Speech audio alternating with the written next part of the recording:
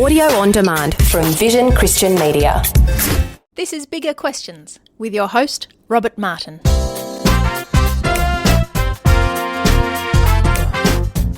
Welcome to Bigger Questions. Today's big question: what wisdom is gained from mountaintops? Now, we usually record Bigger Questions before a live audience in Melbourne's CBD, but instead today I'm at the top of Mount Dandenong, 35 kilometres east of the Melbourne CBD, for a special recording. My guest today is Dr. Simon Angus. Simon is a senior lecturer in economics at Monash University. He has described himself as a specialist generalist. His research is united thematically by complexity science. Simon also serves as a lay pastor at City on a Hill, Melbourne. He's accompanying me on our walk up Mount Dandenong, and he joins me now. Welcome, Simon. G'day, Rob. Thanks for having me. Great that you can join us. It's a lovely view up here on the top of the mountain. Yeah, I think it expresses beautifully how flat Melbourne is and how high this hill is we've just climbed. That's right, we've climbed it, and yes. Now, Simon, you're a specialist generalist. Is that because you get bored easily? No, quite the contrary. My problem is I'm interested in too much. So I guess from an early age, I've been very curious about all sorts of things growing up in a sort of scientific family, and It was never presented to me with partitions or names. And so whether it was, out like we are now in the outdoors or in the lab or head in the books with theory, it all looked interesting to me. And so I've probably continued that appetite long beyond what someone ought to, but it has been a fascinating ride, and I've discovered, I guess, complexity science along the way, which expresses something of a similar curiosity. Yeah, so what exactly is complexity science then? Yeah, so science of complexity or complexity science is somewhat coming in vogue. I think there's an increasing realisation that many systems that we live in and we see around us all the time are actually what we could call complex systems. Mm-hmm. It doesn't mean complicated, so like a car engine is a complicated system. There's lots of moving parts, and there are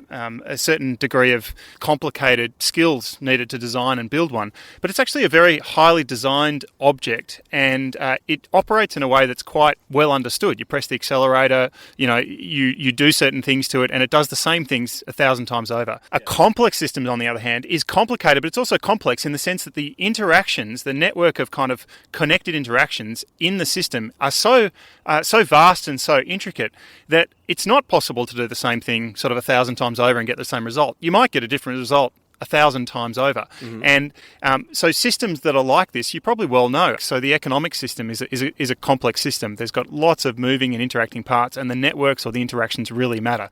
So complexity science is a science which has been alive for about 30 years, starting to ask the questions of how can we understand better these systems with their strong network effects, often non-linear dynamics, things happen very quickly, and to try and model them, understand them, and possibly even predict them, which is very difficult to do.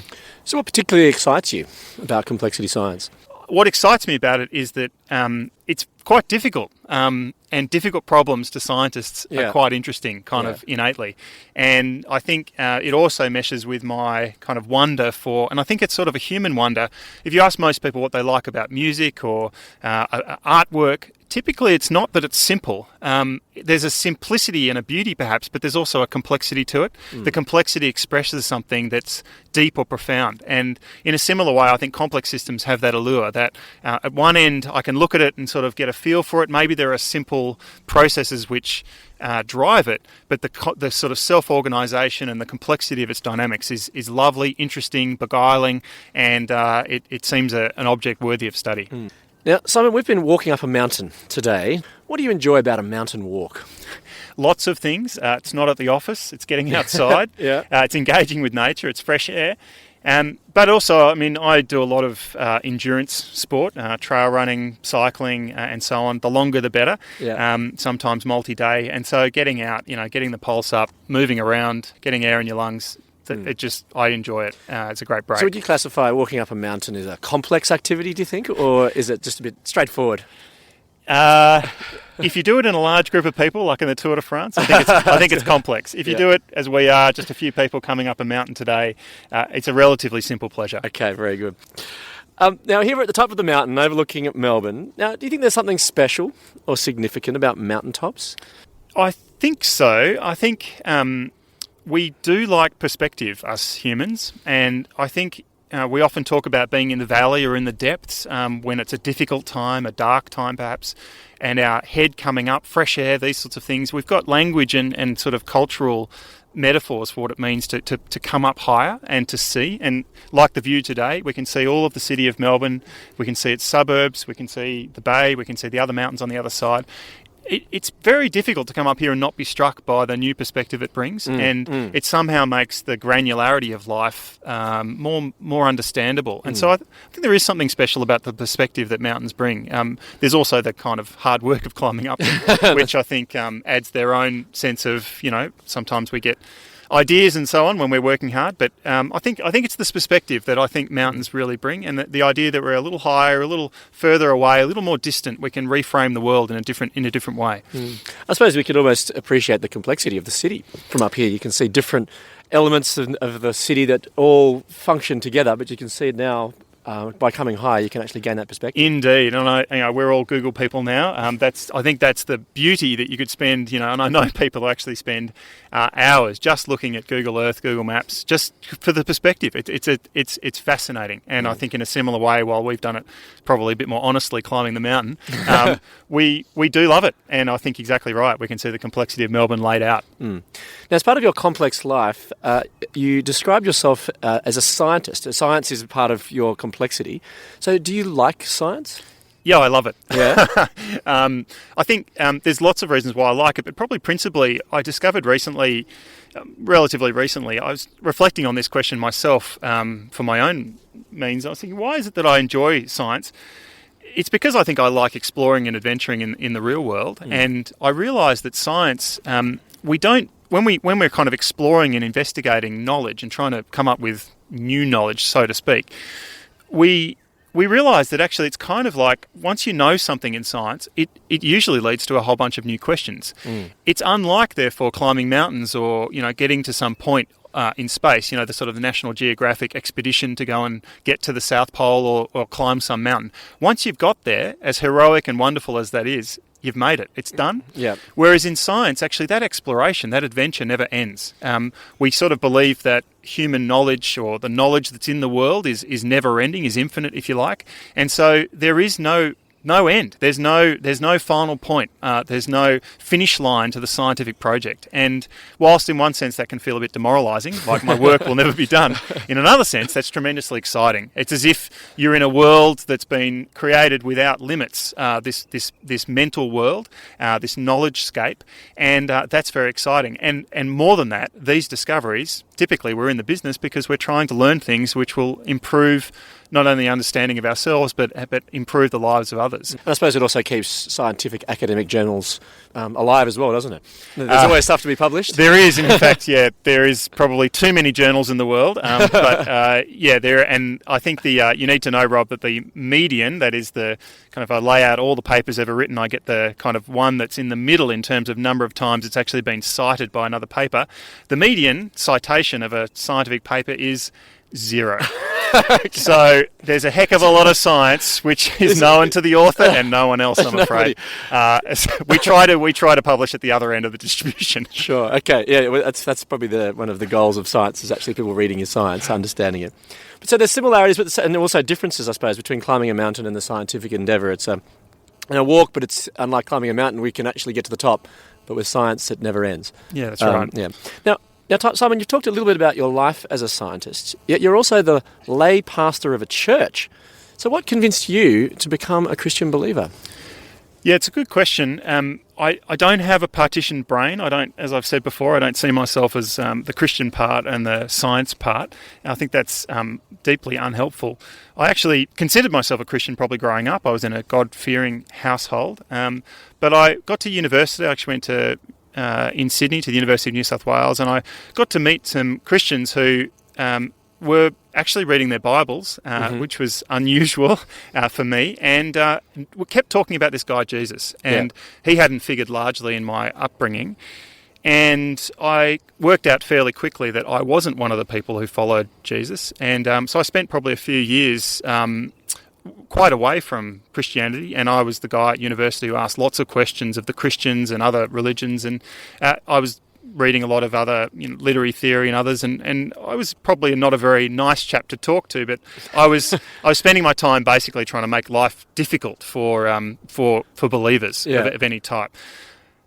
Then about the end of third year, I wanted to put this question to bed. It was niggling, and I kept meeting these people, and something about the Christians particularly was their lives were uncharacteristically different. And at university you meet people of different political and other persuasions, but even the Marxist or the deep feminist didn't seem actually to have such a embeddedly changed life as the Christians I met. And I sort of had this niggling question: why would you do that? Why would you change in such a way? And I wanted to put it to bed, so I thought, well, Christianity is one of those religions this should be easy for because it claims to be historical. So I'll go to my massive university library, hire out some books, particularly books written by non-Christian authors, so they weren't subject to bias. I was with my scientific hat on.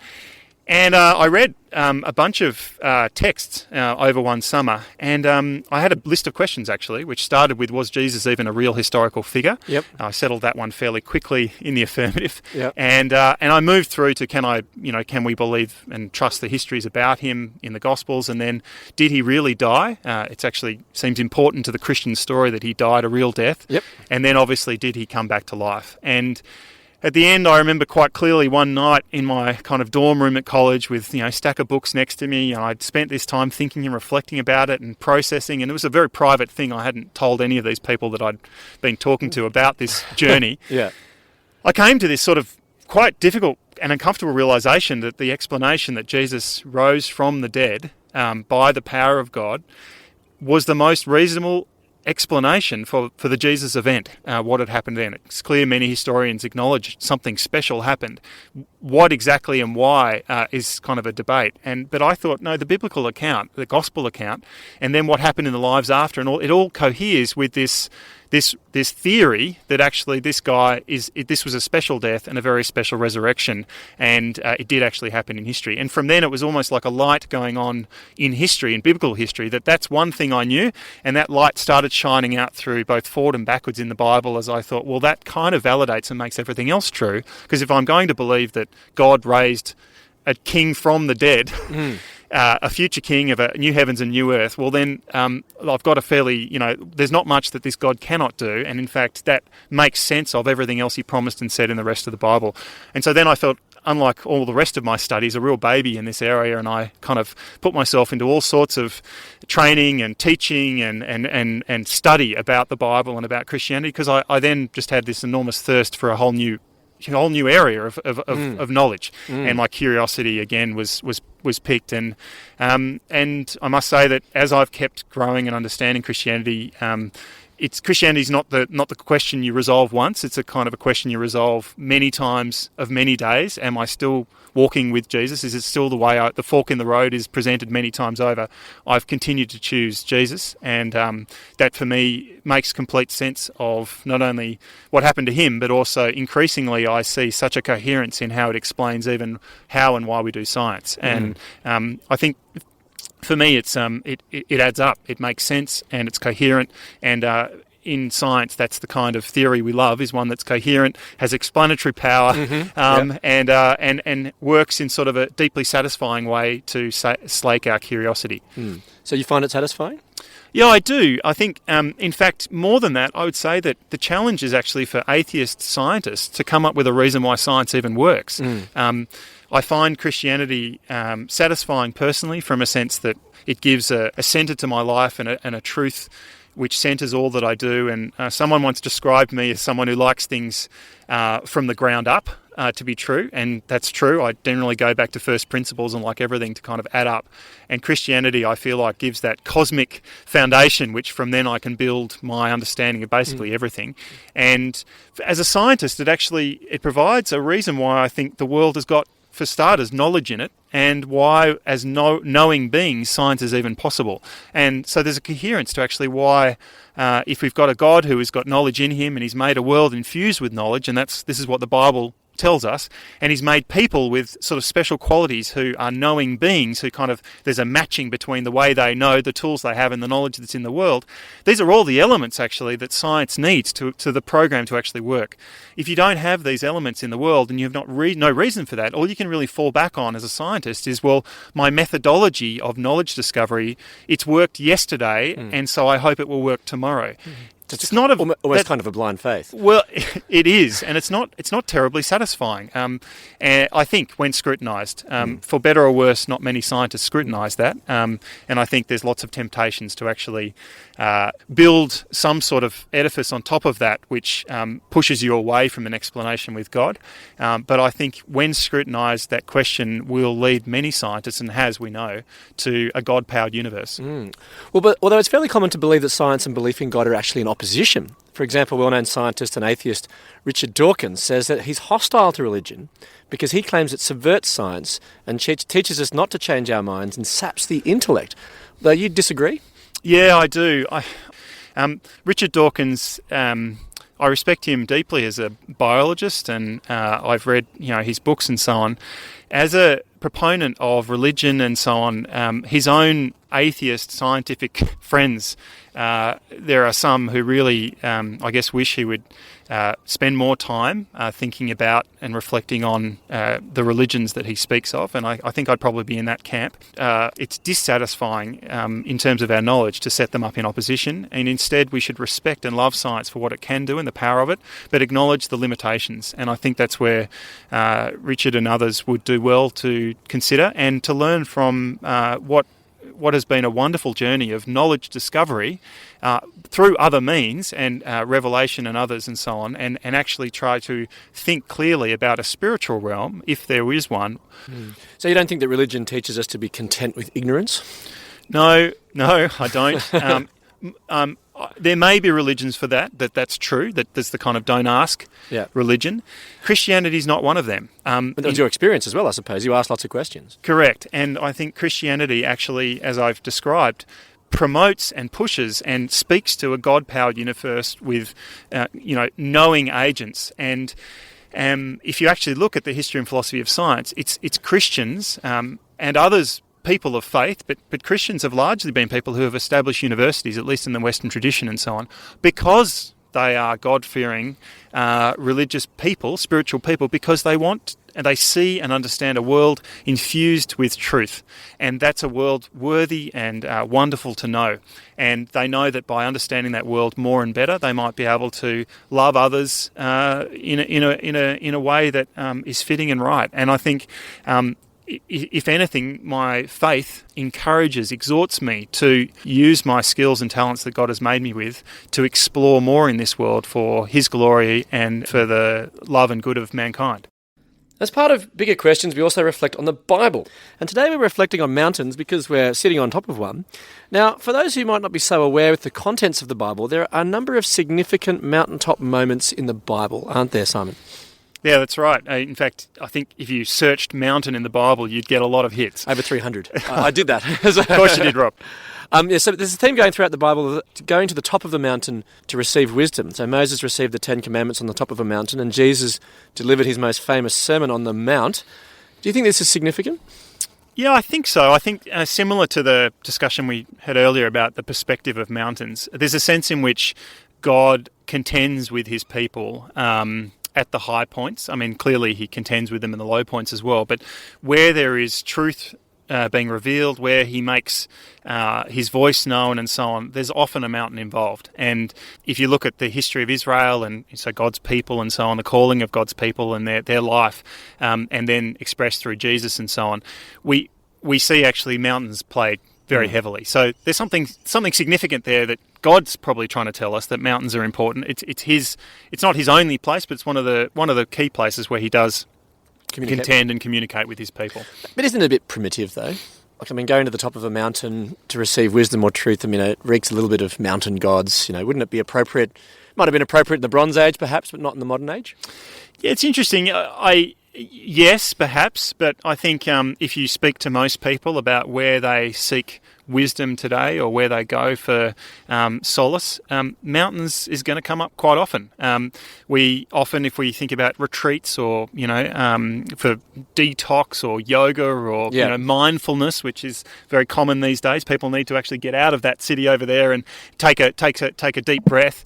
Typically, they go to the mountain, and I think there's a reason for that, for the reasons we talked about before. So I don't think we're dealing with something that's ephemeral and possibly transient part of human psyche. It's actually it seems something fairly sticky that humans enjoy and still enjoy, despite the changes in technology in our context, going to the mountains. So I think God's onto something fairly deep here about what it is to be human, and my reckoning would be He knows that.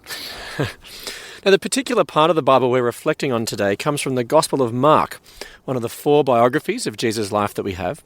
In Mark chapter 9, we encounter an event where Jesus leads 3 of his closest disciples, Peter, James and John, up a high mountain, where they were all alone.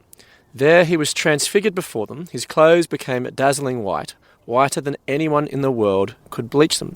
So, Simon, what's happening here? Yeah, it's an interesting moment in the life of Jesus, but also in the mates he takes with them to the mountain. It seems like there's something very special that Jesus wants to bring these guys into, that they will see and witness, and they'll come to a deeper understanding of Him through this experience. And we know that from the rest of the Bible, the letters and the experiences of some of these guys as they lived out their lives, after the death and resurrection of Jesus, that coming back to this mountaintop experience is actually it's on their minds, and it sometimes is explicit in the text. So this is one of those milestones in the life of Jesus, an important one. Kind of like a mountaintop experience in some ways. Definitely. Yeah. Then in verse 7, something really strange happens. It says, "Then a cloud appeared and covered them, and a voice came from the cloud. 'This is my son whom I love. Listen to him.'" What do you make of this? Yeah, well, I think we're led. We're to understand that this voice is God. This is not the first time that God has spoken over or to His Son in His life. The idea of listening to Jesus, not just as a teacher, but potentially as a prophet, someone who knows and understands the Word of God and explains it to the people of God. This also, I think, comes back to something that God promised would happen in someone to come, a prophet who would come back in Deuteronomy when talking to Israel, to His people, that God would raise up someone like Moses, a prophet who would be able to speak God's truth to His people. And I think, so what seems to be happening is that as the Israelites at the time, the Jewish people at the time looking at Jesus, they had in their mind probably that God was bringing someone who might be a king, who might be a servant, or there'd be a servant to come, or there'd be a prophet to come. What seems to be happening is God is laying all these titles on one man. It's not 3 people to come or 4 people to come. It's a prophet, it's a king, and it's a servant.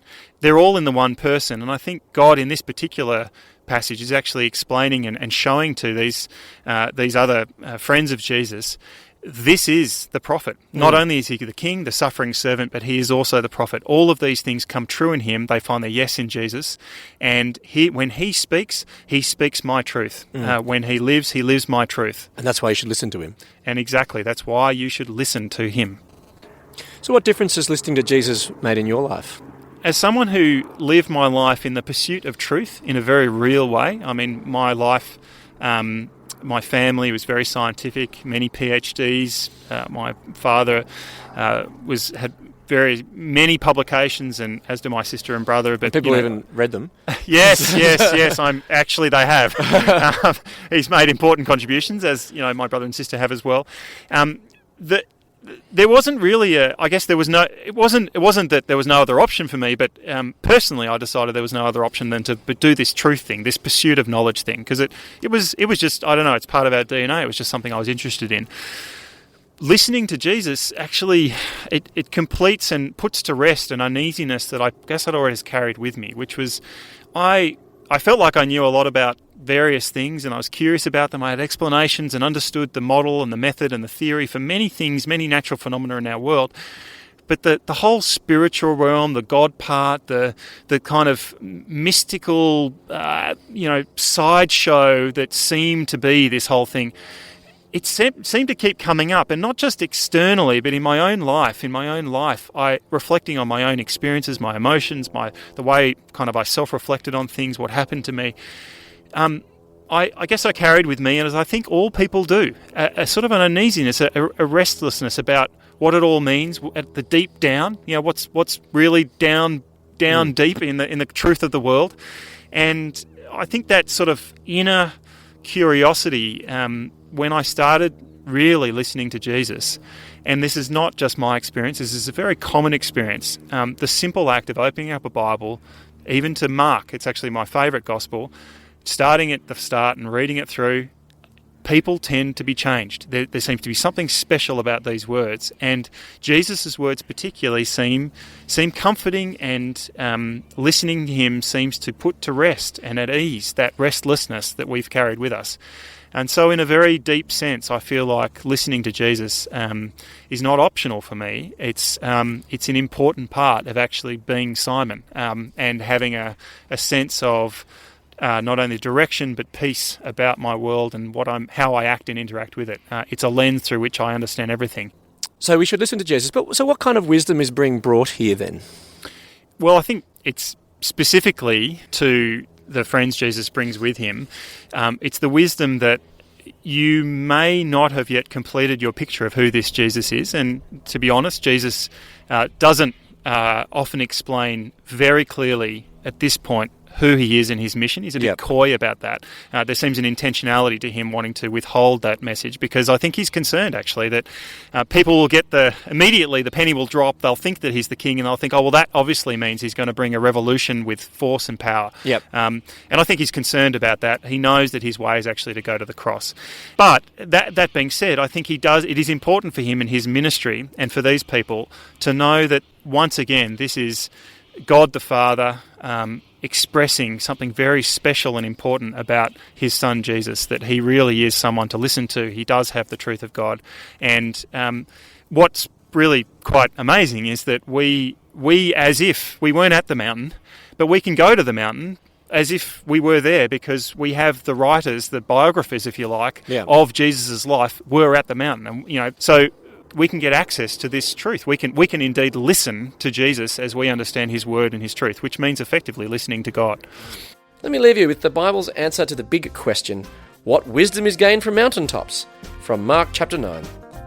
Jesus took Peter, James and John with him and led them up a high mountain where they were all alone.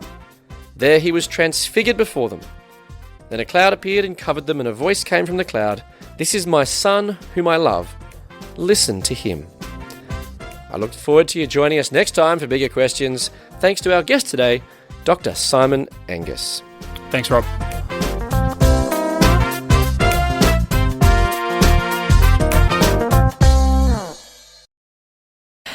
Enjoy bigger questions? You can help us keep asking them for as little as $1 a podcast. Support the show. Go to patreon.com/biggerquestions. Thanks for taking time to listen to this audio on demand from Vision Christian Media. To find out more about us, go to vision.org.au.